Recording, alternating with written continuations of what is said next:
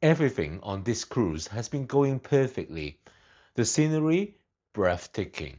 The weather, really good. It felt like the kind of trip where nothing could go wrong. But then, disaster struck. In this video, I'm going to tell you exactly what happened when I lost my drone during my Norwegian fjords cruise. How it went from an incredible day in the mountains to a moment I still replay in my head. And more importantly, what I've learned, not just about flying drones, but about how I approach filming future trips, is coming up. Hello and welcome back to the channel. My name's Ken and I'm currently on board the Celebrity Apex for an 8-night cruise through the Norwegian fjords. Now, if you have watched any of my previous videos, you know I love bringing my drone along. It's not just about the tech, it's about capturing places from an angle you'll never see otherwise. And on this cruise, I've been doing just that. We boarded in Southampton and I managed to get some lovely aerial footage of the ship before sail away. I downloaded some of the photos I took for other social media and I'm glad I did. From there, we sailed to Bruges where I captured more shots of the cities and amazing footage, but they're all gone. Then we arrived at our first port in Norway, Olden, and that's where everything changed. Our day started with a morning excursion to Bristol Glacier. It's a 3-kilometer hike up to the glacier itself. Not too tough, but definitely satisfying to complete. The glacier was stunning. Jagged ice, the surreal blue tone, everything's unreal. And obviously I flew the drone. Beautiful footage, but now gone. In the afternoon, we visited nearby Loen, home to the famous Loen Sky Lift. Now this thing is seriously impressive. It climbs a full kilometer vertically in just 5 minutes, right up the face of Manshoven. At the top, you're rewarded with views across the fjords that are hard to put into words. You can see the water winding its way through the mountains, snow-capped peaks in the distance, and our ship, like a toy, far below. It was the kind of moment the drone was made for. Conditions look great. No major wind, brilliant visibility, and I couldn't resist. I launched the drone. At first, everything was going smoothly. The drone was flying well, battery seemed healthy, and I began sending it further and further out to get those wide cinematic shots of the fjords. That wasn't the smartest decision, but in the moment, it felt fine. The feed looked clear, the aircraft was steady, and I've flown in much trickier conditions before. Then the first warning came up.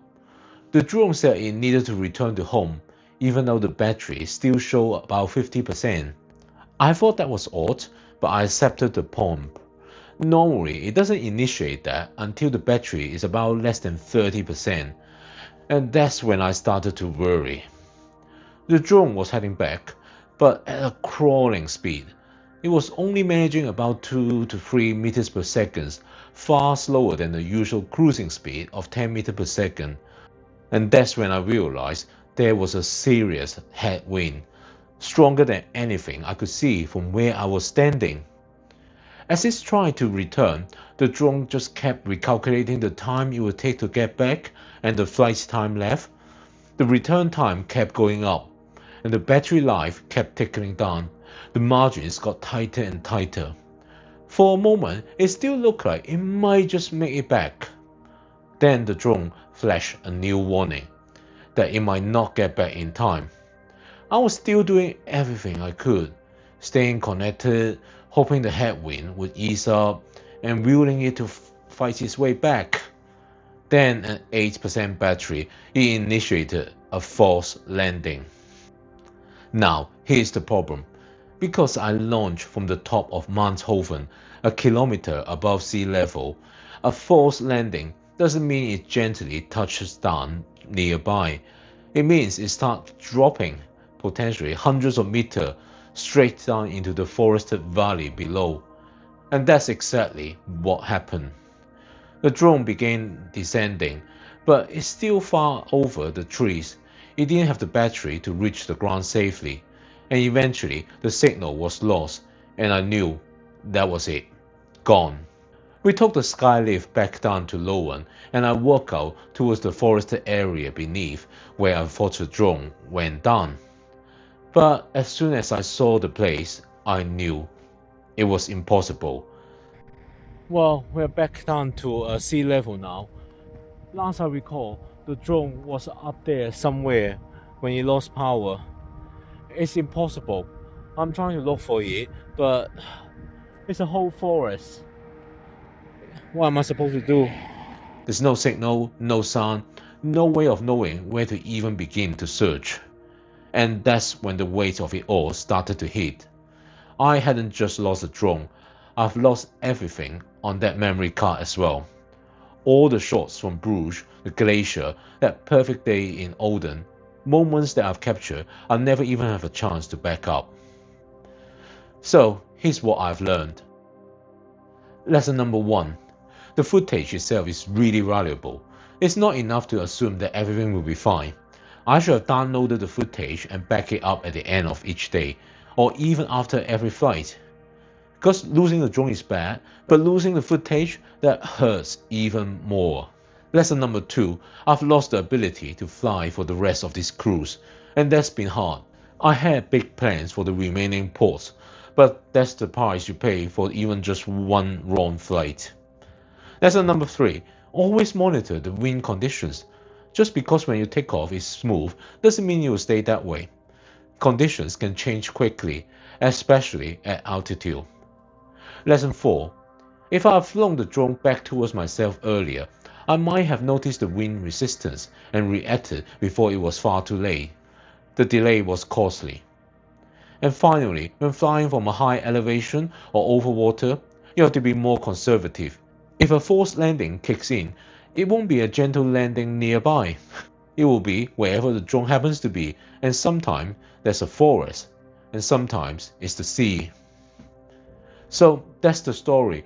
I lost my drone in Norway, not because I was reckless, but because I made some mistake and a few small decisions that just added up in the wrong way. Okay, so we've got back home from the cruise, and I took a bit of time to process everything, not just the amazing scenery and experiences, but also the drone incident. Once I had unpacked and had a proper think about it, I started looking into what I could do with the drone loss. Now, first of all, I do actually have drone insurance full cover drone. But, and this is the key detail, I'd only taken out the third-party liability cover, which doesn't cover the drone itself. It would have cost £70 instead of £20 to cover drone loss, and I remembered thinking that that should be fine, but obviously with the drone now gone, that decision came back to bite. If I had gone for the full cover, the one that protects against accidental loss or damage, I'll probably be telling a very different story right now. Anyway, lesson learned.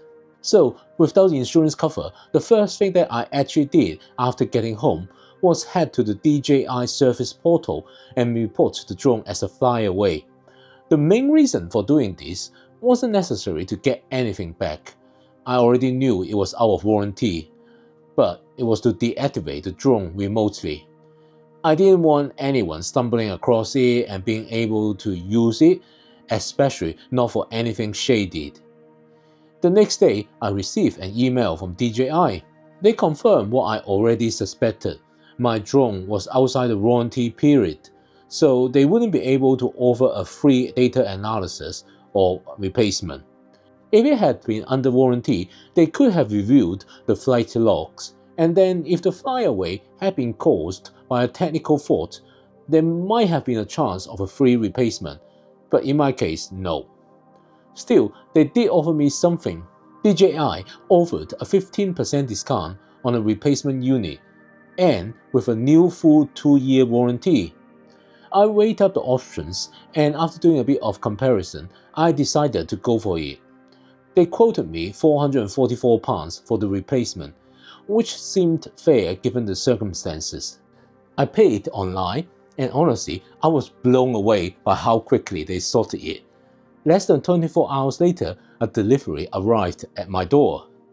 Inside, a brand new DJI Mini 4 Pro, fully boxed and ready to go, and an intelligent flight battery as well. And just when I thought that was it, they went one step further. As a gesture of goodwill, DJI also threw in a 1-year DJI Care refresh at no extra charge. So now I've got that peace of mind again, at least for the next 12 months. Now some of you might be wondering why I didn't just wait. It's no secret that DJI is rumored to be releasing DJI Mini 5 Pro sometime this autumn, maybe September or October. But that would have meant waiting several months, and more importantly, missing the entire summer flying season. I've got a few trips lined up already, including one to Japan, so that means a lot more opportunities to fly and film. I didn't want to miss those, especially after already losing so much footage on this cruise. So in the end, going ahead with the replacement just made the most sense. So that's how things played out.